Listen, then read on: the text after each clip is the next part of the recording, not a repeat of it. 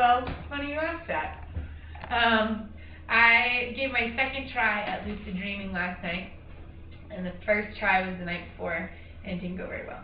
But last night I went to sleep, and then I heard a noise around 3, like 3 or 4, I don't know what time it was, but it was dark out, and I kind of like half woke up, and I was like, ooh, I remember the hippie lady on a YouTube video that I watched said that if you are wanting to go into a lucid dream, if you get woken up in the middle of the night, sometimes if you imagine yourself spinning, when you fall back asleep, it will be a lucid dream.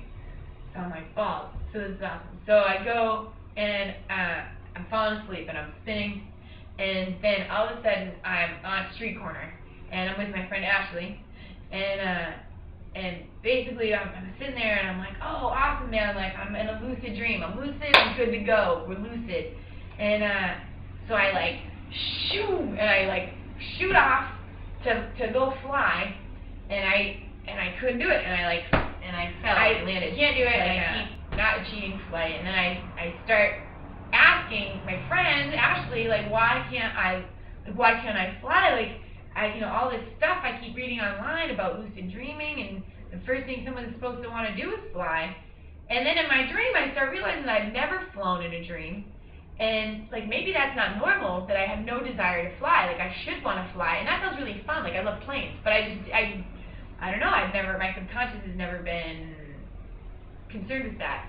So I just became so consumed in my dream with trying to figure out why I couldn't fly and why it never occurred to me in a dream prior to this one to fly. So then I wake up, and I'm kind of frustrated. And I go to the gym, and I'm walking the Legends, and I'm like, and I'm walking with Curtis, who's also my roommate, but not Ashley. We're walking, and I start telling him, like, yeah, I had this dream, and I really wanted to fly, and I couldn't fly, and in my dream I was on this street corner, and as I said it, I kind of, like, looked over, and I was like, and it was this street corner. So, like, right as I, like, was talking about it, and, like, went to think back of what the place looked like, I was there while I was awake. This was not a dream, this was morning. And unless I'm dreaming right now while talking to you, like,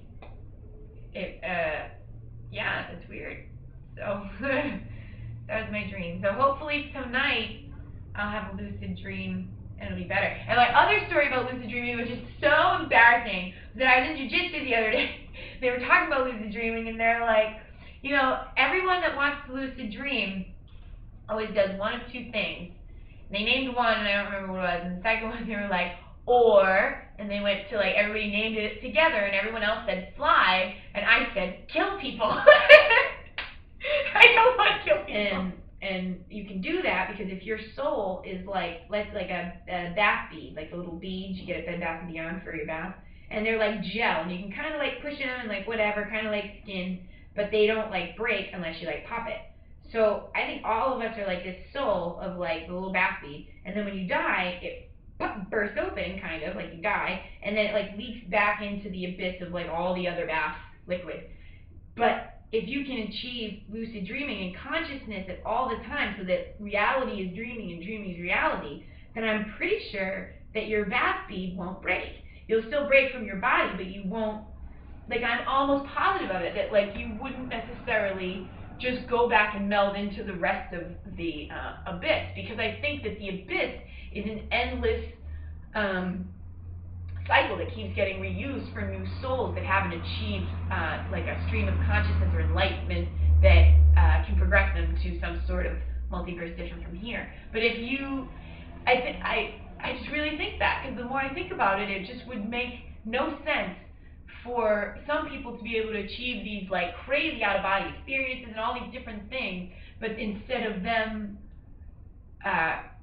just dying to become dirt, which would just be a lot of wasted energy, and that doesn't make any sense. I think that the whole point is if you achieve enlightenment like Brahmin, or a shaman would or whatever, if you achieve that, then you're going to go on to something higher, and then everybody else kind of has like reincarnation. I don't know if it's reincarnation, I think that's just the way that we use